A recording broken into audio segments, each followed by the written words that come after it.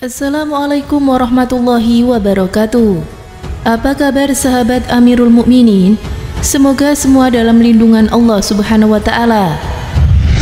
Pada masa sebelum Islam, terjadi wabah taun yang menyerang Bani Israel.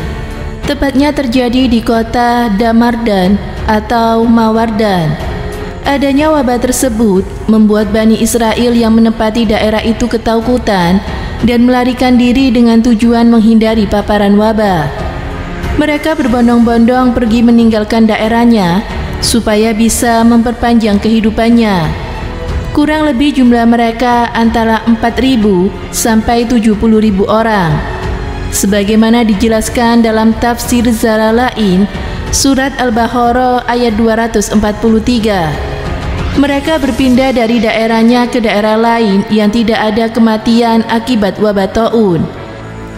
Dengan membawa harta benda yang mereka miliki, mulai dari hewan dan lain sebagainya. Ketika sampai di daerah yang dituju, mereka kemudian menetap di lembah yang luas yang mana daerah tersebut tidak terserang wabah. Mereka memenuhi lembah-lembah tersebut dari ujung sampai ke ujung. Akan tetapi setelah mereka sampai di tujuan, yang terjadi justru berbanding terbalik dengan yang diharapkan.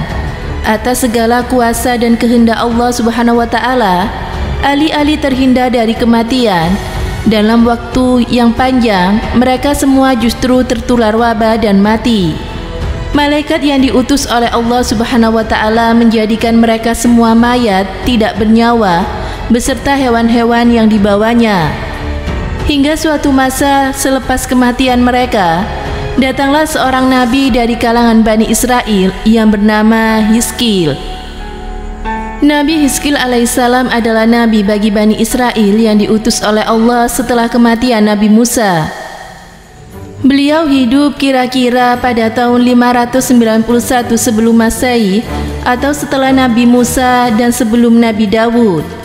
Walaupun namanya tidak ada di dalam Al-Quran dan tidak populer, serta adanya berbagai silang pendapat siapakah Hizkil dalam Islam. Kisahnya diabadikan di dalam Al-Quran, yaitu dalam surat Al-Baqarah ayat 243. Al-Tabari dalam kitabnya Tarikh Ar-Rasul wa Al-Muluk juga menjelaskan bahwasanya Nabi Hizkil adalah salah satu nabi yang diutus oleh Allah untuk Bani Israel. Beliau adalah satu di antara para nabi yang bertanggung jawab atas Bani Israel. Beliau juga merupakan nabi yang diberi mukjizat bisa menghidupkan kembali orang-orang yang sudah mati. Selain Nabi Isa alaihissalam, dalam kitabnya Al-Tabari juga menjelaskan bahwa Nabi Hizkil bukanlah Nabi Zulkifli. Ketika Nabi Hizkil alaihissalam melewati tempat-tempat di mana Bani Israel dimatikan oleh Allah, beliau kemudian berdoa dan memohon kepada Allah supaya menghidupkan mereka kembali. Allah Subhanahu wa taala kemudian berfirman, "Wahai Hizkil, apakah engkau ingin aku menunjukkan kepadamu bagaimana aku menghidupkan mereka?" Nabi Hizkil menjawab, "Iya, iya Tuhanku." Hal tersebut dikarenakan Nabi Hizkil juga ingin tahu kuasa dan kebesaran yang dimiliki oleh Tuhannya, dan bagaimana Allah Subhanahu wa taala ketika membangkitkan hamba-hambanya suatu saat nanti. Allah Subhanahu wa taala kemudian berfirman, "Bangkitlah dan kabarkan kepada mereka, sebab tulang belulang mereka kini sudah berserakan. Burung-burung dan hewan pemangsa telah mencerai-beraikannya." Atas perintah dan kehendak Allah, Nabi Hizkil kemudian menyeru mereka untuk pertama kalinya, "Wahai tulang belulang dari masing-masing orang, Allah Subhanahu wa taala memerintahkanmu untuk menyatu kembali. Menyatulah." Tulang belulang yang asalnya tercerai-berai seketika kembali menjadi satu dan saling melekat. Setelah itu, Nabi Hizkil kembali menyeru, "Wahai tulang belulang, Allah Subhanahu wa taala merintahkanmu semua untuk dibalut daging." Tulang belulang tersebut kemudian tertutup dengan daging, setelahnya terbalur kulit kemudian menjadi tubuh. Dan untuk ketiga kalinya, Nabi Hizkil kembali menyeru, "Wahai engkau para arwah, Allah Subhanahu wa Ta'ala memerintahkanmu untuk kembali ke tubuhmu. Atas izin Allah, para arwah tersebut kembali ke tubuhnya masing-masing. Mereka pun berdiri sempurna sebagaimana manusia, dan mereka benar-benar telah hidup kembali. Mereka semua kemudian memuji Allah Subhanahu wa Ta'ala. Maha suci Engkau, tiada Tuhan selain Engkau.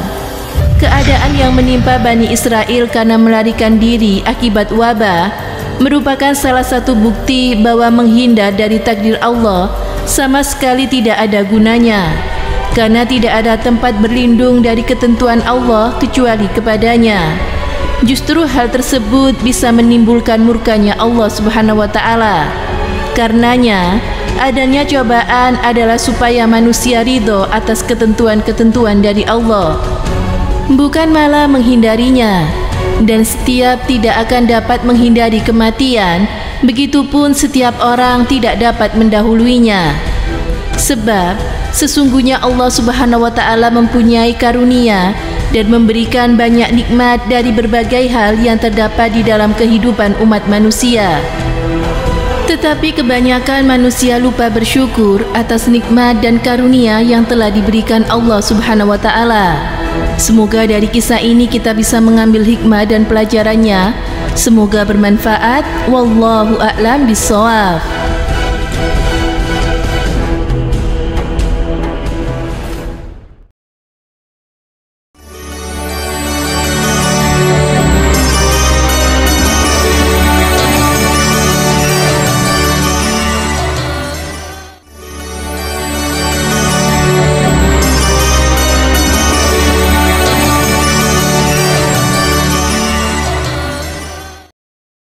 Assalamualaikum warahmatullahi wabarakatuh. Pemirsa Amirul Mukminin yang dirahmati Allah Subhanahu wa Ta'ala, Bani Israel merupakan kaum yang banyak dilalui oleh para nabi.